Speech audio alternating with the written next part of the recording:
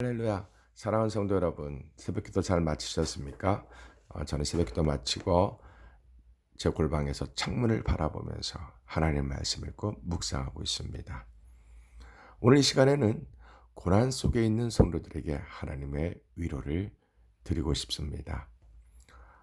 제가 장기 금식을 마치고 하나님, 제가 이제 하프타임 목회를 새롭게 하려고 합니다. 라고 간절히 기도했었습니다. 장기 금식하면서 정말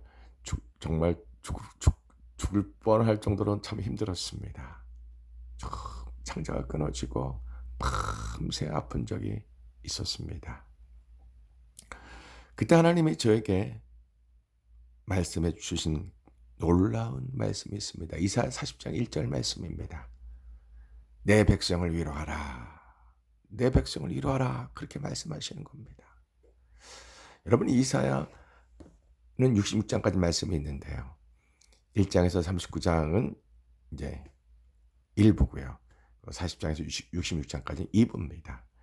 1부에서는 하나님이 이스라엘과 남유다 그리고 주변에 있는 모든 열방들의 죄를 하나님이 지적하시고 그들에게 회개하라고 말씀하시고 그들에게 하나님께 돌아오라고 말씀하십니다. 그러고서 남유다 예루살렘 백성들이 하나님께 회개하지 않아서 하나님의 심판으로 그들이 멸망하고 바벨론의 포로로 끌려간다는 그러한 안타까운 그러한 말씀을 선지자 이사야를 통해서 말씀합니다. 그런데 하나님은 택한 백성들을 버리지 아니하시고요. 그들을 다시 회복하신다고. 그들이 회개의 시간을 보내고 나면 하나님이 그들을 다시 아브라함이 약속하신 가나안 땅으로 돌아오게 하신다는 약속을 해주십니다. 그게 40장부터 66장까지의 말씀입니다. 그러면서 동시에 그들의 회복을 종래는 결국에는 메시아를 보내서 그들을 구원하기 시작했다는 말씀이 이사야 말씀의 핵심이고 하이라이트입니다. 그래서 40장부터 66장까지는 온전히 회복입니다. 회복이요. 그래서 40장 1절에 보면은 하나님이 이사야 선지자 보고 내 백성을 위로하라 이렇게 말씀하십니다. 여러분, 우리는 고난이 없으면 하나님의 놀라운 은혜를 깨달을 수가 없습니다. 고난이 있어야지 우리가 하나님의 놀라우신 사랑과 은혜를 알 수 있고 나를 향한 하나님의 계획을 알 수가 있답니다.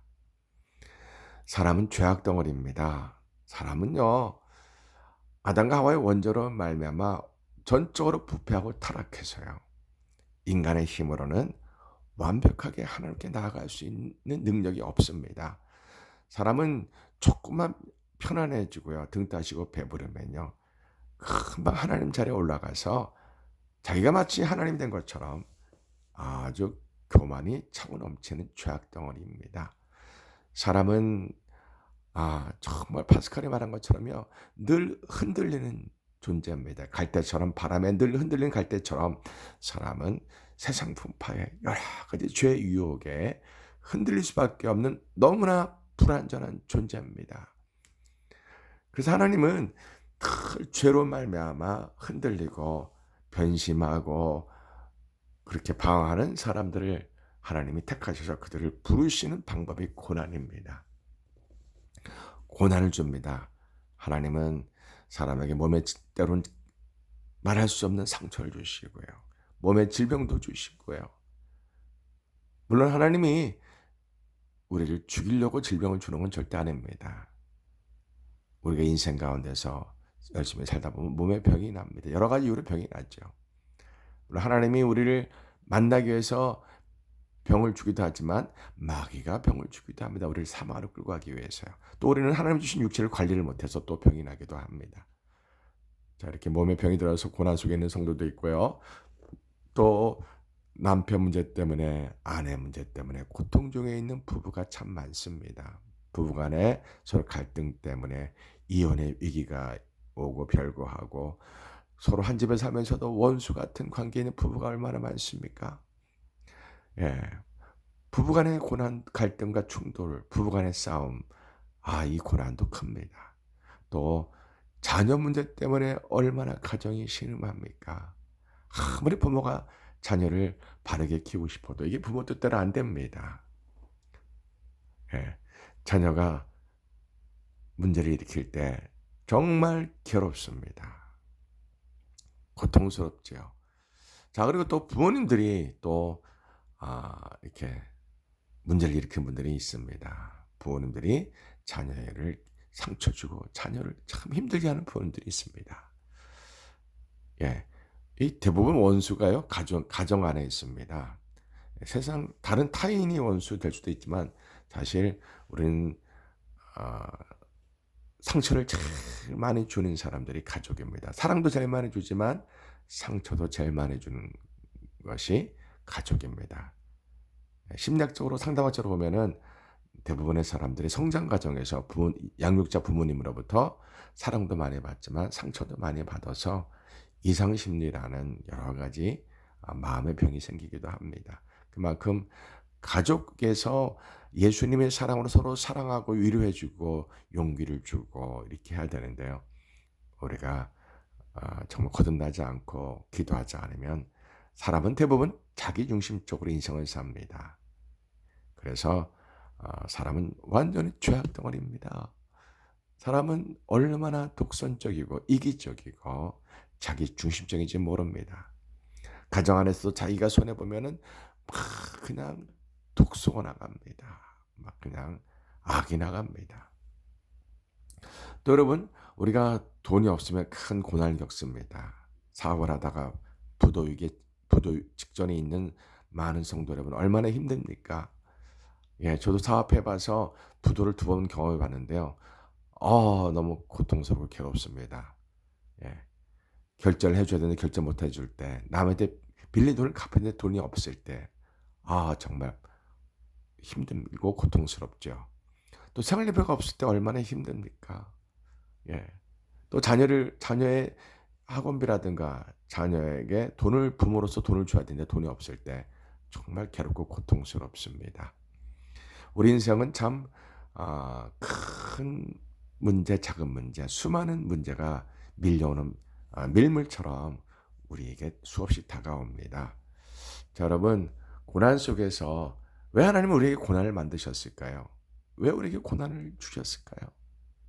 네, 저는 어릴 때부터 수많은 고난과 많은 고통과 역경을 이기고 살아온 사람인데요. 정말 제가 대학 1학년 때 술을 잔뜩 먹고 목사님을 찾아갔습니다. 목사님, 왜 하나님은 우리에게 이렇게 고난을 주실까요? 왜 죄를 사람들을 짓게 만들어 가지고 이렇게 고통스러운 인생을 살게 할까요? 내가 하나님이라면요, 목사님, 죄라는 것을 만들지 않고 모든 사람이 거룩하게 선하게 착하게 살도록 할 것 같습니다. 하나님이 정말 이해가 안 됩니다. 이렇게 제가 목사님께 막 이렇게 따져 물었더니 목사님이 빙그레 웃으시면서 하나님의 은혜입니다. 이렇게 말씀하는 거예요. 그때는 이해가 안 됐는데요. 제가 인생을 살면서 목사가 되고 수많은 고난을 겪으면서 하나님을 만나는 그러한 은혜를 경험하면서 고난은 하나님을 만나기 위해서 하나님이 고난을 주시는구나. 제가 체험하고 경험했습니다. 에레미야 19장 10절 보면 이런 말씀이 있죠. 너희가 내게 부르짖으면 내게 와서 기도하면 내가 너희들의 기도를 들을 것이요 너희가 온 마음으로 나를 구하면 나를 찾을 것이요 나를 만나리라 이렇게 말씀하셨습니다. 여러분, 고난 속에 있으면 둘 중에 하나입니다. 하나님께 부르짖고 기도하든지 아니면 고난 속에서 스스로 좌절하고 자포자기하고 그냥 모든 걸 내려놓고 무기력하게 아무것도 하지 않고 그냥 있든지 자포자기하든지 아니면 하나님께 나아가서 온 힘을 다해서 기도하든지 둘 중에 하나인데, 사랑하는 성도 여러분, 지금 여러분이 고난 속에 있다면 자포자기하지 마시고요. 하나님께 나가서 부르짖고 기도하십시오.